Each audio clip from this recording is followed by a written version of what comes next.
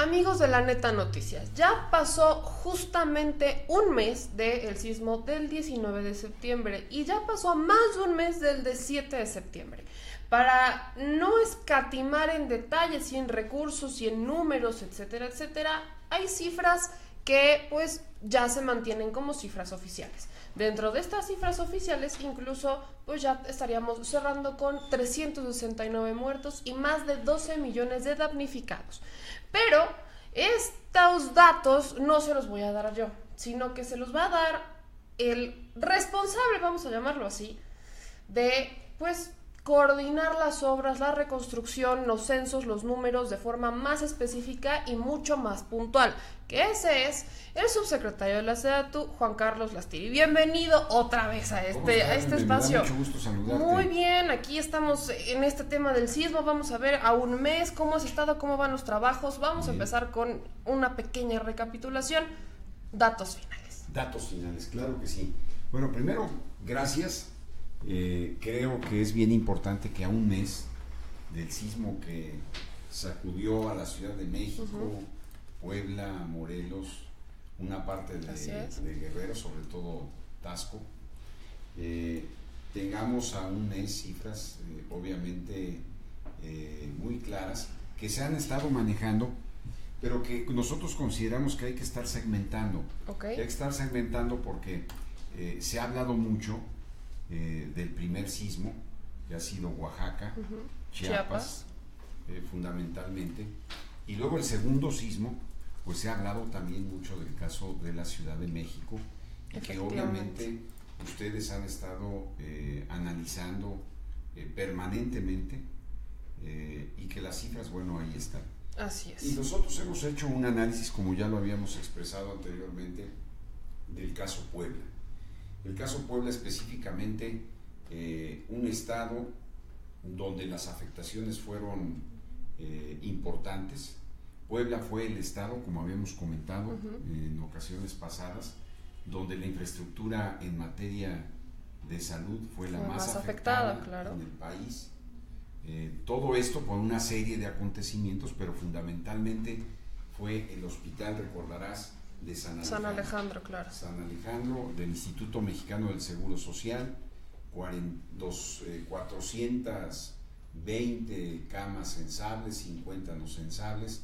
Esto quiere decir que es un hospital de especialidades, es el más grande de la zona sur-sureste del país, digámoslo así. Y obviamente que esta afectación pues hace que inmediatamente Puebla se ponga en primer lugar. Okay. En el caso de la vivienda, si sumamos las afectaciones en todos los estados, Puebla se coloca en tercer lugar. En primer lugar es quienes están. En primer lugar está Oaxaca, Chiapas. Segundo lugar Chiapas, tercero Puebla. Okay. Puebla con 29.191 casas afectadas. Estas tienen 22.627 determinadas como daño parcial. Okay. Y 5.744 en daño total. Okay. Y bueno, pues como ya lo habíamos comentado anteriormente, las cifras actuales al cierre de este ejercicio que hicimos hoy en Puebla con el gobierno del estado, con el gobernador Gali, tenemos en la infraestructura educativa 1.614 escuelas dañadas. Okay. Es un dato ya nuevo, actualizado, donde 108 aproximadamente son de daño total, que se están demoliendo. Ya se inició todo ese proceso de demolición y ya se inició el proceso de reconstrucción. 1.506 de daño total. ¿Cuánto vale esto? Vale 1.900 millones de pesos. Arreglar las escuelas, reconstruir las escuelas. Ok, acá hay una pregunta con la que quiero comenzar justo en el tema de las escuelas. Por ejemplo, la organización Save the Children todavía estaba alertando que pues muchos de estos niños aún no han regresado a clases, a pesar de que ya pues ya comenzaron las reconstrucciones, las demoliciones y que ya empezaron a regresar a clases. Aún se estima que hay 226 niños dentro de los estados que sufrieron estas afectaciones que aún no regresan. Bueno, es importante, la pregunta es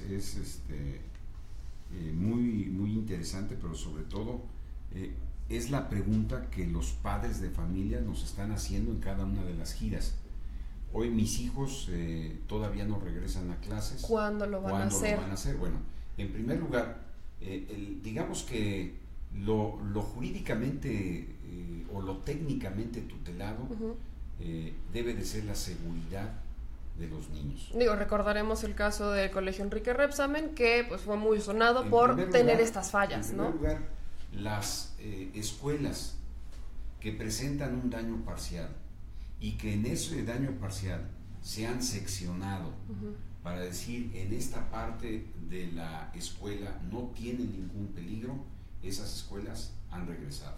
Obviamente seccionando la parte que puede tener cierto peligro.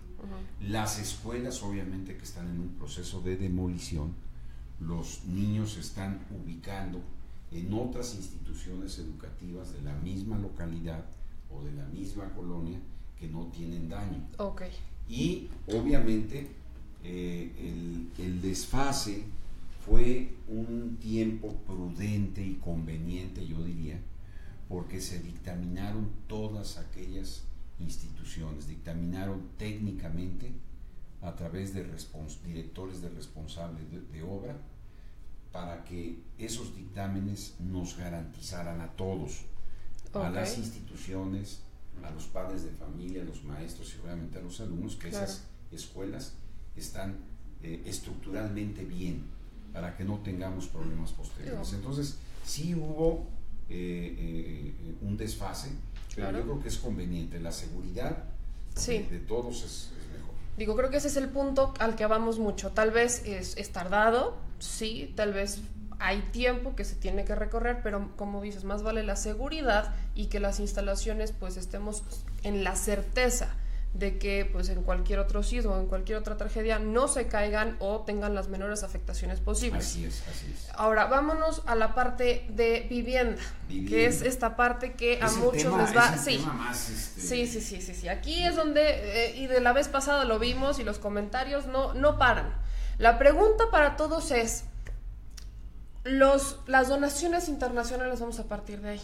Las donaciones internacionales que han llegado, tú en la pasada dijiste, esas donaciones no se han tocado, ahí están. El trabajo que se está haciendo es pues con los recursos y que son instrucciones del presidente Peña, ¿no? Pero la pregunta de todos va a esto: ¿por qué si hay un recurso o por qué si están estas donaciones internacionales que son millones de dólares? ¿Por qué no usarlas? ¿O cómo se van a usar? ¿O cómo se van a operar? ¿O cómo es que mucha gente dice, es que pues a mí me están proponiendo un crédito, pero pues se puede reconstruir mi casa? O sea, la gente no tiene muy claro el tema de los apoyos están llegando de esta manera, así es como se están entregando, no se está tocando ese dinero, pero la gente pregunta, ¿y por qué no se toca? ¿Cómo se va a tocar? No, aquí cada pregunta que te llega en la red tiene una respuesta muy clara del gobierno de la República. Nosotros en todos los estados, afectados, después de pasar la emergencia, la instrucción del presidente Peña fundamentalmente fue proteger la vida de mucha gente, generar acciones solidarias con aquellas personas y familias que habían perdido algún familiar, resguardar a toda esa gente en albergues que perdió su vivienda y que también estaba en un peligro latente si es que permanecía en sus casas. Todavía encontramos albergues en Chiapas, todavía encontramos albergues en Oaxaca, todavía encontramos albergues en Puebla en mucho menor medida. Están funcionando ya 6 albergues, casi 70 gentes las que están ahí, pero se lleva en el caso de Puebla un seguimiento muy puntual de aquellas personas que están con familiares y que hay que tener todavía una atención y sobre todo el cuidado de que estén bien atendidas. Ahora bien, se inician los censos de vivienda. Esos censos de vivienda específicamente son para el segmento de familias que viven en la condición de pobreza patrimonial. Esto es bien importante. Ahora bien, cuando tú me dices, ¿por qué no se están utilizando las donaciones? No, sí se están utilizando. Lo que no se está haciendo es que el gobierno las administre. sino que las donaciones de fundaciones nacionales, internacionales, las donaciones de empresarios, etcétera, están corriendo por cuerda separada. ¿Qué quiere decir esto? Que estas instituciones están encontrando vías directas para llegar a los afectados y generar este tipo de acciones. En muchas ocasiones sí se llega al mismo ciudadano que ha sido dañado por los sismos. Por ejemplo, en algunas reconstrucciones de vivienda, el gobierno, junto con los gobiernos de los que me refiero, a gobierno federal, gobierno estatal, hacen una mezcla de recursos de 90 más 30, 120 mil pesos, y en muchas ocasiones hay un adicional de alguna fundación para generar una acción de mayor metraje en su construcción o alguna otra mejora en la vivienda.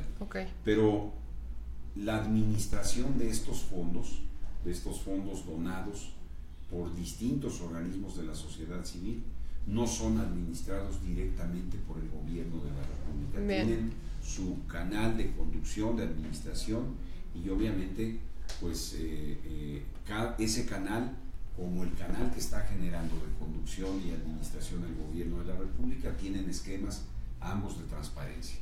Entonces trabajan de forma independiente. Trabajamos cada de uno. forma independiente, pero coordinados. No quiere decir que hay una descoordinación, no. El gobierno no está administrando esos recursos, pero sí nos estamos coordinando con la sociedad civil. Ahí por ejemplo entraría, escuché un caso que también sonó en algunos medios, donde había grupos de ciudadanos que estaban organizando para hacer reconstrucciones de casas que eran independientes de las que estaba haciendo el gobierno. Por ejemplo, casas que se estaban haciendo con bambú o casas que están haciendo con materiales alternativos. Así es, Entonces entrarían en esta parte. Bienvenidos. ¿Qué estamos nosotros haciendo? La instrucción del presidente Peña es dar todas las facilidades. Todas las facilidades a la sociedad civil organizada. En el caso de Puebla, se han acercado con nosotros empresas, fundaciones, y nos dicen: oye, nosotros queremos ir directamente a construir las viviendas. Adelante. ¿Qué estamos haciendo? A ver, aquí están los listados de la gente que perdió su vivienda. Ustedes pueden contactarlos directamente y ayúdenos a hacerles la vivienda. Entonces, ¿eso qué quiere decir? Que hay un orden, hay una conducción, pero los recursos ellos los manejan. Eso es importante. Ahora vamos a esta parte de las acciones del gobierno. ¿Cómo están ustedes apoyando a los ciudadanos que perdieron su vivienda? Y tocamos dos puntos: a las personas que pues tienen un trabajo, que tienen posibilidades de estar pagando una renta, que ya hay incrementos en el pago de renta obviamente en estos meses, y en la gente que sí no tiene recursos, se quedó sin casa, sin trabajo, sin nada. ¿Cómo estamos atacando estas dos partes? Bueno, recordaremos que hicimos un censo en todos los estados afectados por el primer sismo y afectados por el segundo sismo. Hay un desfase temporal de 12 días en donde desafortunadamente fue golpeado el país, ya sabemos en dónde. Se hizo el levantamiento del censo. Por ejemplo, te pongo el caso poblano. El caso poblano, este censo terminó en los números que ya te he comentado: 29.191 viviendas dañadas, 5.744 de daño total. ¿Qué vamos a hacer? Bueno, una vez que terminamos el censo, una vez que este censo ya fue remitido a la Secretaría de Gobernación con el secretario Osorio Chong, a la Secretaría de Hacienda con Pepe Mil, lo que estamos esperando es que Hacienda transfiera los recursos a Bansefi, el gobierno del estado transfiera los recursos a Bansefi con la aportación que en este caso el gobierno poblano complementará para que nos entreguen las tarjetas, y esas tarjetas sean entregadas a cada una de las personas las cuales integran este censo, y estas tarjetas obviamente estarán cargadas de acuerdo al daño total y daño parcial. Ahora bien, ¿cómo va a reconstruir la gente sus viviendas? Tenemos distintas opciones. Una es la autoconstrucción asistida. La gente tiene sus tarjetas, va retirando dinero en efectivo para pagar mano de obra y va retirando material para poder ir reconstruyendo. Okay. ¿Por qué el acompañamiento técnico? Bueno, pues la gente debe de tener una asistencia donde un especialista le diga cómo volvemos al tema de la seguridad, fabricar una cadena, cómo desplantar el muro, etcétera, etcétera. Y esta decisión de los afectados y luego beneficiarios será una decisión muy personal. Luego tenemos una segunda opción a través de agencias productoras de vivienda, las famosas APBs. Estas agencias productoras de vivienda están registradas en Sociedad Hipotecaria Federal, son agencias productoras de vivienda que año con año Sociedad Hipotecaria trabaja con ellas y construyen bajo esquemas de autoproducción vivienda social. Estas APBs pueden acercarse con el beneficiario. Tenemos muchos beneficiarios, o mejor dicho, afectados, que son de la tercera edad. Ellos. Y estas personas hay que ayudarlas. Entonces, estas APBs, que son especialistas en la construcción de vivienda social, pueden hacer la totalidad de la vivienda con características técnicas certificadas. Okay. Y eso es muy importante. Entonces, esa es una segunda opción. Y una tercera opción es un esquema mixto. La autoproducción o la autoconstrucción, mejor dicho, con la asistencia de estas agencias productoras de vivienda. Y tú me decías la vez pasada, oye, ¿y qué pasó con eso de las tandas? Qué bueno que lo mencionaste tú, porque ya estaban aquí los comentarios. Sí, oye, ¿qué pasó eso de las tandas? ¿Cómo está?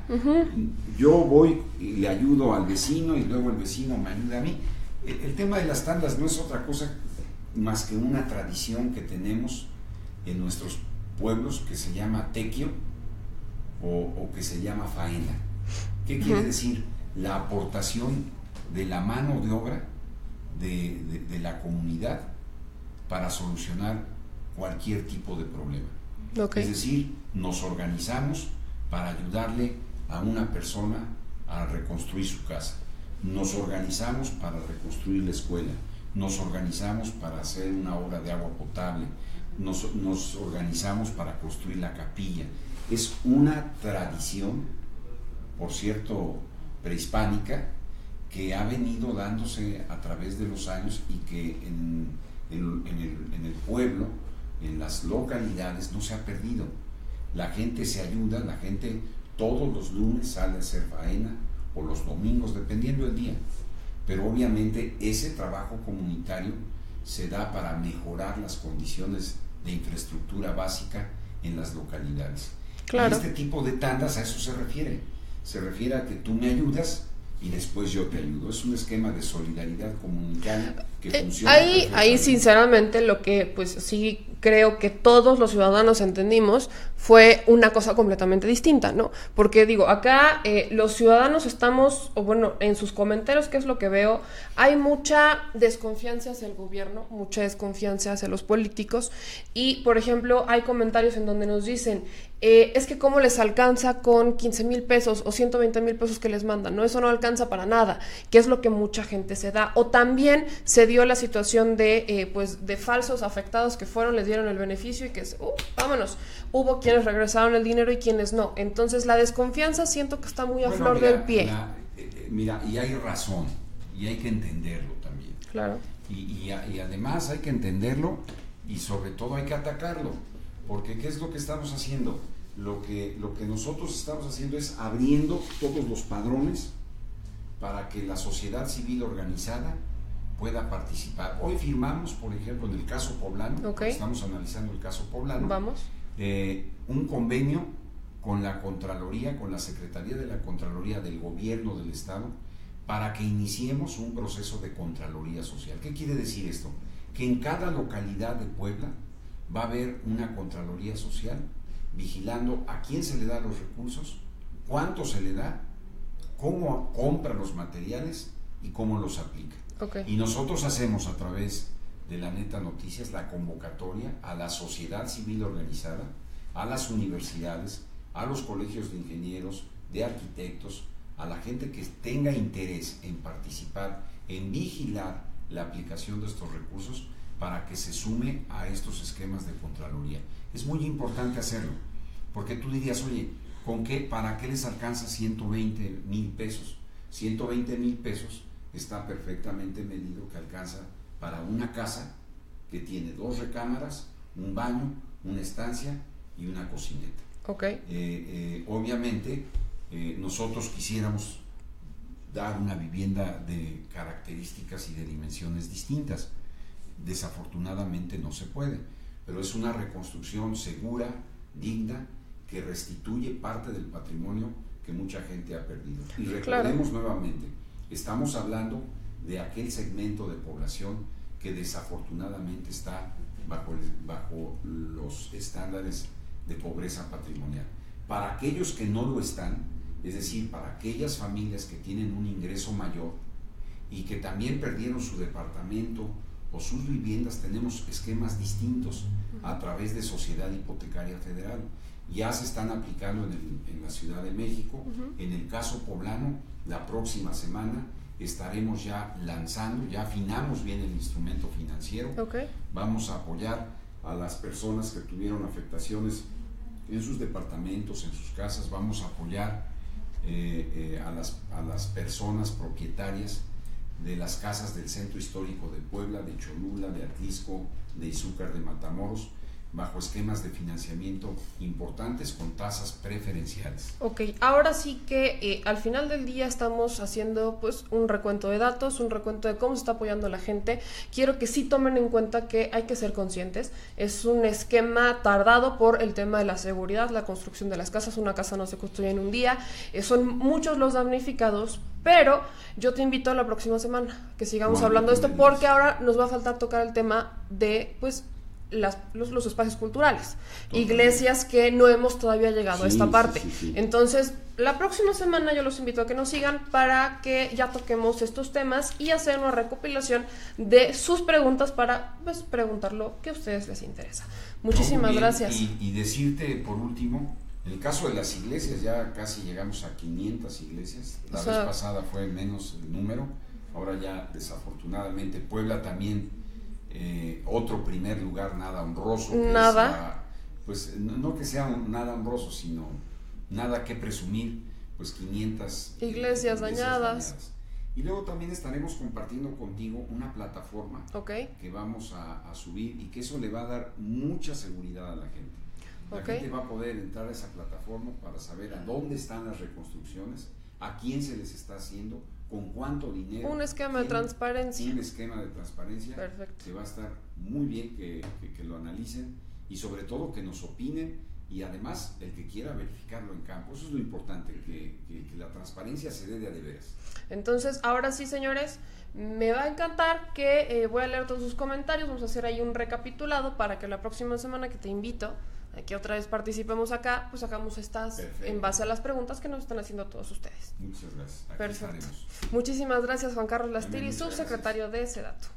Ahora sí, señores, regresamos ahorita con las noticias. No se vayan, estén bien pendientes. Regresamos.